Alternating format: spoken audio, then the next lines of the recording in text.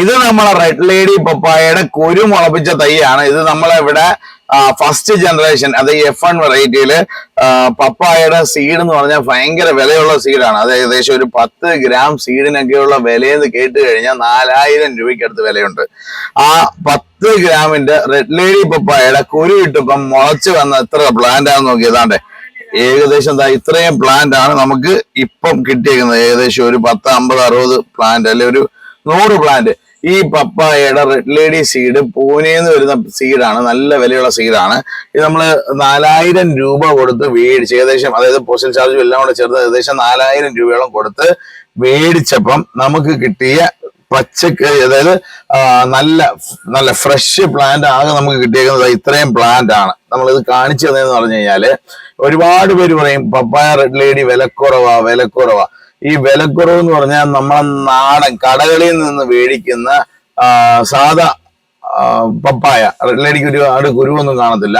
അന്നേരം ഈ സീഡിട്ട് കിളിപ്പിച്ച പ്ലാന്റുകൾ ഇവിടെ 20 രൂപ 10 രൂപയ്ക്കൊക്കെ കൊടുക്കുന്നത് ഞങ്ങൾ കണ്ടു.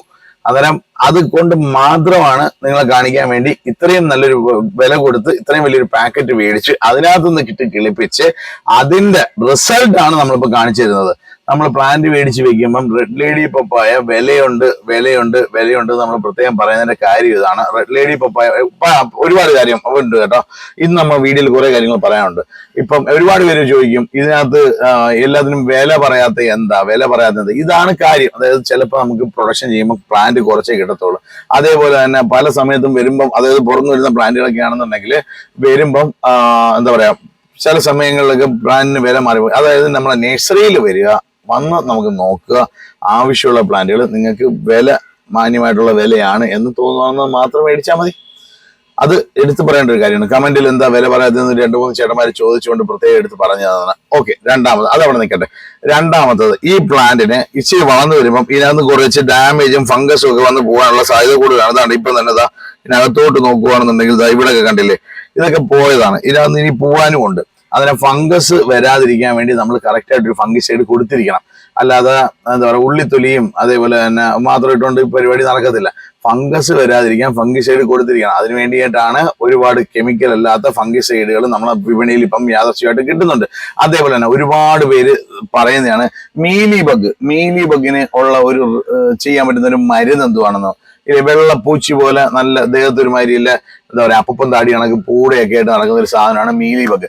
ഇത് പോകാനായിട്ട് നമുക്ക് ചെയ്യാൻ പറ്റുന്ന പറഞ്ഞാൽ, ഒന്ന് നമ്മൾ എന്താ പറയാ, റൈസ് സൂപ്പ്, അതായത് കഞ്ഞിവെള്ളം ഒരു 2 ദിവസം വെച്ച് കഴിഞ്ഞാൽ ഇത് നല്ല പാട കെട്ടി നല്ല സെറ്റായിട്ട് വരും. അതിൽ നിന്നും ഒരു 10-15 മില്ലി 1 ലിറ്റർ വെള്ളത്തിലെടുത്ത് നല്ലപോലെ കലക്കിയിട്ടൊന്ന് സ്പ്രേ ചെയ്ത് കൊടുത്തു കഴിഞ്ഞാൽ ഇതിന്റെ ദേഹത്ത് ഒട്ടിപ്പിടിച്ചിട്ട്, ഇതിനകത്തറിയാമല്ലോ പാടയൊക്കെ പോലെ ഇതിന്റെ ദേഹത്ത് ഒട്ടിപ്പിടിച്ചിട്ട് ഇതിങ്ങനെ നശിച്ചു പോകാനുള്ള സാധ്യതയുണ്ട്. അതൊന്ന്. രണ്ടാമതെന്ന് പറഞ്ഞാൽ അതിനകത്ത് മാറിയില്ലെന്നുണ്ടെങ്കിൽ മാത്രം മറ്റുള്ള മരുന്നുകളിലേക്ക് പോകുന്നത് നല്ലതാണ്. അതേപോലെ തന്നെ സിട്രിക് ആസിഡിന്റെ ഒരു സാധനമുണ്ട്, അതായത് എന്താ പറയാ, എഗ് അമിനോ ആസിഡ് അതും നന്നായിട്ട് റിസൾട്ട് കാണിക്കുന്നുണ്ട്. എഗ് അമിനോ ആസിഡ് 1 ലിറ്റർ വെള്ളത്തിനകത്ത് ഒരു 10 മില്ലി ഒഴിച്ച് നല്ല വൃത്തിയാവണ്ണം കലക്കിയതിന് ശേഷം ഒന്ന് സ്പ്രേ ചെയ്ത് കൊടുത്തു കഴിഞ്ഞാൽ മീലി ബഗിനും ഒരു ഇച്ചിരി ശാശ്വതമായിട്ടൊരു പരിഹാരമായിട്ട് കാണുന്നുണ്ട്. മാത്രമല്ല ഇതൊരു വളർച്ചാ ത്വരകമാണ്. അതായത് പ്ലാന്റ് എന്താ പറയാ, ഒന്ന് പ്രൊമോട്ടിങ്, അതായത് സ്റ്റിമുലന്റ് ആണ്. അതിന് അതും കൂടെ ഒന്ന് ഓർക്കുക. അതും കൂടെ നിങ്ങൾ വീട്ടിൽ യൂസ് ചെയ്യുകയാണെന്നുണ്ടെങ്കിൽ നല്ലതാണ്. അതേപോലെ തന്നെ ഫിഷ് അമിനോ ആസിഡ് പ്ലാന്റ് വളർച്ചയ്ക്ക് നല്ലതാണ്. അത് നമ്മളിവിടെ അവൈലബിൾ അല്ല, കിട്ടുന്നിടന്ന് വാങ്ങി യൂസ് ചെയ്യാനായിട്ട് ശ്രമിക്കുക. നമ്മളിവിടെ കുറച്ച് നമ്മൾ ആവശ്യത്തിന് വേണ്ടി അഥവാ ഇച്ചിരി ഉണ്ടാക്കുന്നുണ്ട്. ഇനിയിപ്പം പച്ചക്കറി നമ്മളിപ്പം പാവി കിളിപ്പിക്കുന്ന കാണിക്കാൻ വേണ്ടിയിട്ടും അതേപോലെ തന്നെ ഈ റിസൾട്ട് നിങ്ങളെ കാണിക്കാൻ വേണ്ടിയിട്ടുമാണ് ഇന്നത്തെ വീഡിയോ ചെയ്തത്. അന്നേരം നിങ്ങൾക്ക് ഈ വീഡിയോ പ്രയോജനപ്പെടുന്നുണ്ടെങ്കിൽ നിങ്ങളെ കൂട്ടുകാരിലേക്ക് കൂടെ, അതായത് കൃഷിയെ ഇഷ്ടപ്പെടുന്ന നിങ്ങളെ കൂട്ടുകാരിലേക്ക് കൂടെ ഇതൊന്ന് ഫോർവേഡ് ചെയ്യുക. അതേപോലെ തന്നെ ഈ വീഡിയോ ഇഷ്ടപ്പെട്ടെങ്കിൽ ഒന്ന് ലൈക്ക് ചെയ്യുക, ഒന്ന് ഷെയർ ചെയ്യുക, ഒരു കമന്റ് ഇടുക. Thank you.